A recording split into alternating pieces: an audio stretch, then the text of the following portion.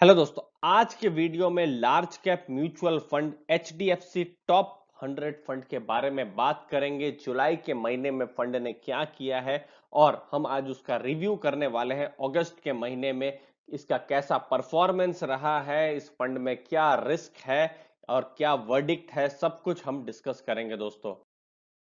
चार चीजों पर फोकस रहेगा। एक तो फंड और उसकी लेटेस्ट एनएवी जो है वो हम आपको बताएंगे। फंड का परफॉर्मेंस आपको बताएंगे ताकि आपको आइडिया लगे कि आपका जो पैसा है जो इसमें इन्वेस्टेड है वो आपको अच्छा रिटर्न दे पा रहा है कि नहीं, वो अपने पोर्टफोलियो को बीट कर पा रहा है कि नहीं, पियर्स को बीट कर पा रहा है कि नहीं, पोर्टफोलियो डिटेल्स क्या क्या स्टॉक है वो हम बताएंगे और लास्ट में वर्डिक्ट बताएंगे दोस्तों।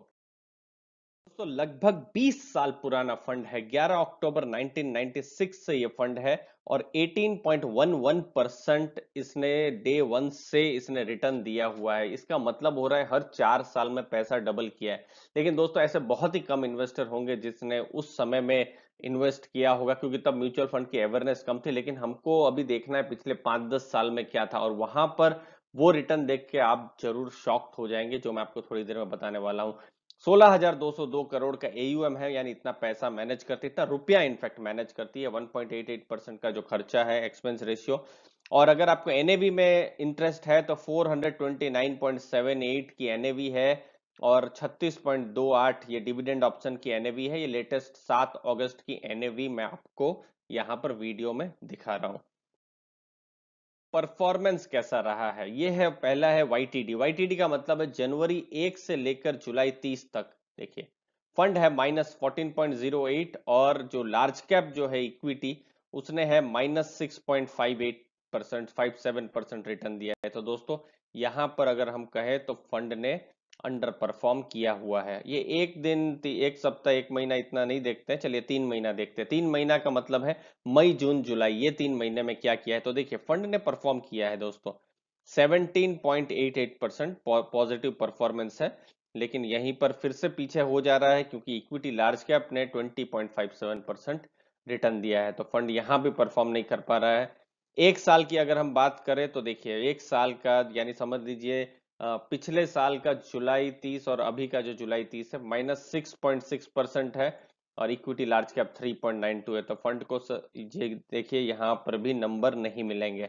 अब थोड़ा लॉन्ग टर्म चलते हैं। लॉन्ग टर्म में देखिए फंड का रिटर्न है 3.89 और यहाँ है 5.75। तो दोस्तों फंड कहीं पर भी बीट नहीं कर पा रहा है बेंचमार्क को। यहाँ तक कि 10 साल में भी देखिए 7.82% है और इक्विटी लार्ज कैप में ही आपने पैसे डाल दिए होते तो 8.31 होता। और ये जो बीच का जो टीआरआई है, टीआरआई को भी फंड कहीं पर भी ऐसे हम कहें तो बीट नहीं कर पा रहा है। दोस्तों ये सब इंफॉर्मेशन आपको वैल्यूएबल लग रही है तो जरूर हमारे चैनल को लाइक शेयर सब्सक्राइब कीजिए।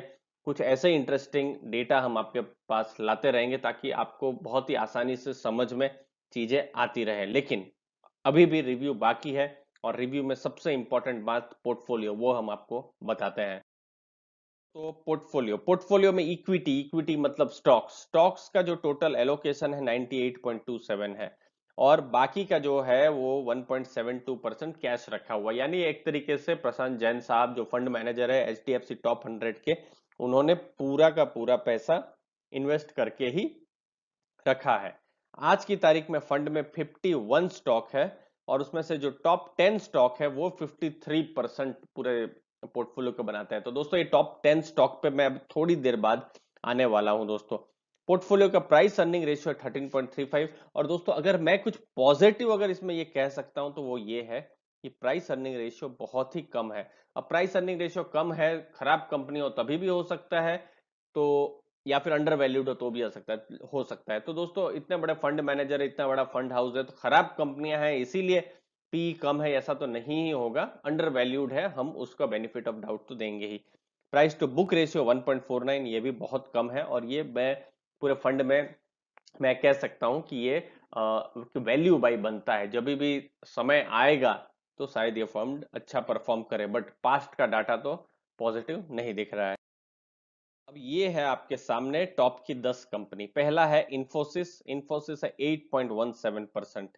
इंफोसिस के बाद है आईसीआईसीआई बैंक, फिर है रिलायंस, फिर है एचडीएफसी बैंक, फिर है आईटीसी, फिर है स्टेट बैंक, फिर है पावर ग्रिड कॉरपोरेशन, फिर लार्सन एंड टूब्रो, फिर एचडीएफसी, फिर एक्सिस बैंक, और उसके बाद भी मैं बताता हूँ, उसके बाद एनटीपीसी भी है और कोल इंडिया भी है, अगर मैं 11वें 12वें में जाऊं। तो दोस्तों हर बार की तरह निष्कर्ष वही है कि फंड जो है पीएसयू कंपनीज में थोड़ा सा टिल्टेड है, वहां पर फंड मैनेजर वैल्यू देख पा रहे हैं, और उसकी वजह से आप देख सकते हैं प्राइस अर्निंग रेशियो भी कम है। और दूसरा, बैंक्स में बहुत ज्यादा फंड है। देखिए आईसीआईसीआई बैंक है, एचडीएफसी बैंक है, स्टेट बैंक ऑफ इंडिया है और एक्सिस बैंक है। तो दोस्तों चार चार बैंक्स है। तो ये कोविड के कारण बैंक्स को तो थोड़ा फर्क पड़ा है, तो ये भी एक रीजन हो सकता है। बैंकिंग स्टॉक्स थोड़े पिटे हुए हैं। देखिए आईसीआईसीआई 500 520 के पास था, वो 350 के पास आ गया। एचडीएफसी बैंक अच्छी कंपनी है, अच्छी बैंक है इनफैक्ट, लेकिन वो सक्सेशन को लेकर इश्यूज थे, लेकिन अभी जगदीशन साहब आ गए हैं, तो अभी वहां पर री रेटिंग होने की संभावना है। स्टेट बैंक ऑफ इंडिया पता नहीं क्यों ऊपर नहीं जा रहा है, सब जानते हैं वैल्यू स्टॉक है। फिर है एक्सिस बैंक। तो दोस्तों ये है, ये सब अगर फाइनेंशियल अच्छा चले और पीएसयू यानी गवर्नमेंट कंपनी अच्छी चले, तो दोस्तों ये फंड परफॉर्म तब बहुत करेंगे। बट फिलहाल प्रैक्टिस प्रैक्टिस में और वर्तमान में ये सब नहीं हो रहा है। अब जुलाई में फंड ने क्या खरीदा बेचा? खरीदा है टेक महिंद्रा आईटी की कंपनी, उसको खरीदा है। और इसके अलावा एक और चीज आपको मैं नॉलेज दे दूं जो मैंने यहाँ स्लाइड में नहीं डाली है, जैसे कंपनियां हैं इन्फोसिस है, विप्रो है, इन सब कंपनियों में भी प्रशांत जैन साहब ने थोड़ी सी खरीदारी की है, ऑलरेडी पोर्टफोलियो में है, लेकिन उन्होंने ये सब में भी अपना थोड़ा सा हिस्सा बढ़ाया है। दूसरी कंपनी है एसीसी, एसीसी सीमेंट की कंपनी है। और बेचा क्या है? बेचा है ग्रासिम को, ग्रासिम को अपने पोर्टफोलियो से पूरा हटा दिया है। दोस्तों मुझे उम्मीद है आपको अच्छा लग रहा होगा प्रेजेंटेशन। कोई भी आपके व्यूज हो तो जरूर लिखिए कमेंट सेक्शन में, और जरूर लाइक कीजिए अगर आपको अच्छा लग रहा है। लास्ट में मैं वर्डिक्ट में जाता हूं। दोस्तों वर्डिक्ट है एक तरीके से कि जो फंड है अंडर परफॉर्मिंग है, उस पर कोई दो राय नहीं है। हमने डेटा देखे, डेटा भी सपोर्ट नहीं कर रहे हैं। फंड ने पिछले 10 साल का भी डेटा भी अगर देखे तो फंड अल्फा प्रोड्यूस नहीं कर पा रहा है, तो वो चीज पर तो कोई दो राय नहीं है, फंड अंडर परफॉर्म कर रहा है।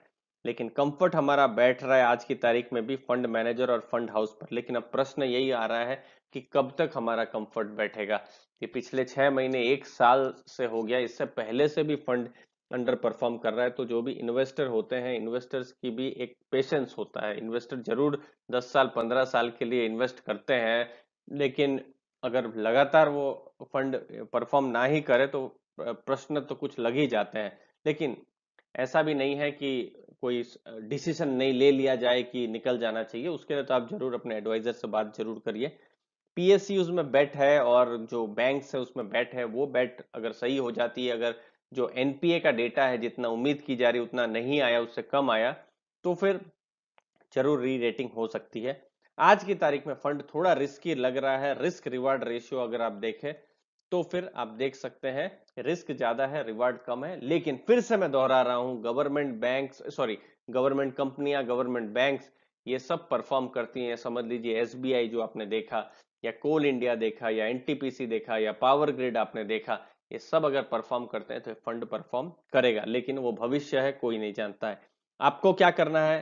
आपको तो फंड से नहीं, आपकी अपनी लाइफ से मतलब है। अपना एसेट एलोकेशन चेक कीजिए। अगर आपके पास 10 लाख रुपए हैं तो कभी भी 4 लाख रुपए यानी 40% एक ही फंड में नहीं डालिए, चाहे वो एचडीएफसी बैलेंस्ड हो या आईसीआईसीआई प्रूडेंशियल हो, कोई भी फंड हो, आप उसमें मत डालिए। आप अपना एसेट एलोकेशन के हिसाब से कुछ कुछ पैसा ही अलग अलग म्यूचुअल फंड में डालिए, थोड़ा बहुत गोल्ड में भी डालिए, थोड़ा बहुत एफडी में भी डालिए, थोड़ा बहुत डेट में भी डालिए, थोड़ा बहुत इधर उधर कोई दूसरे एसेट क्लास में भी डालिए। अपना एसेट एलोकेशन संभाल के रखिए। फिलहाल हमारी तरफ से वर्डिक्ट है न्यूट्रल।